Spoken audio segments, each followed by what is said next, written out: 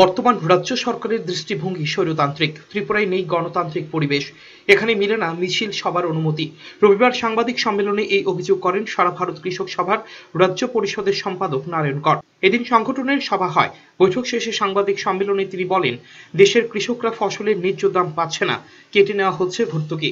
নারায়ণ কর জানান, একগুচ্ছ দাবিতে ফেব্রুয়ারি মাসব্যাপী রাজ্য জুড়ে আন্দোলন চালানো হবে। 2018 সালের শেষের কিস্তির টাকাও এখনো কৃষকের পাসবুকে ঢুকেনি, এরকম অবস্থা তৈরি হয়েছে। বিভিন্ন সাবসিডির টাকাগুলো কেটে দিচ্ছে এবং কেটে নিয়ে তারা ওই অন্য বাহবা নেওয়ার চেষ্টা করছে। যেমন সারের ভর্তুকির কথা আমি আগে বললাম, কেটে নিয়ে অন্য কিছুতে ব্যবহার করার চেষ্টা করছে। কোনো ভর্তুকি বন্ধ করা চলবে না। আমাদের গোটা দেশের যে আন্দোলন, এই আন্দোলনের মূল কথা হচ্ছে ফসলের ন্যায্য দাম, লাভজনক দাম চাই আমরা, উৎপাদন খরচের ব্যয়গুণ এবং ঋণ মুকুব চাই। নাগরিকত্ব সংশোধন বিলের কথা আমি বলেছি, এডিসির উপরে আক্রমণ।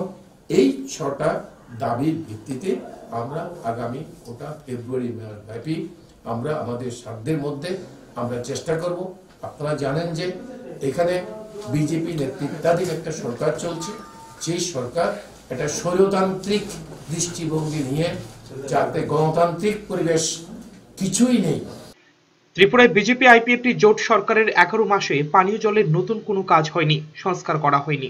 যা কয়েকদিন আগে গণমুক্তি পরিষদের তরফ থেকে সাংবাদিক সম্মেলনে আপনাদেরকে অবহিত করেছিল যে অনেক গ্রামে পানীয় জলের সংকট তৈরি হয়েছে। আমরা আজকের মিটিংয়ে দেখলাম এই পানীয় জলের সংকট শুধু গ্রামের উপজাতি পল্লীতে বেশি, কিন্তু উপজাতি এবং মিশ্র জনবসতি এলাকাগুলোতে, যেখানে কৃষক সভা কাজ করে, সেই এলাকাগুলোর মধ্যেও পানীয় জলের দারুণ সংকট তৈরি হয়েছে। কারণ গত 11 মাসে পানীয় জল প্রকল্পের নতুন কোনো কাজ হয়নি। সামাজিক ভাতা নিয়ে পরীক্ষার নামে যা হচ্ছে, এর সমালোচনা এদিন করেন কৃষক সভার নেতৃত্ব। ব্যুরো রিপোর্ট, চ্যানেল 3 রাত।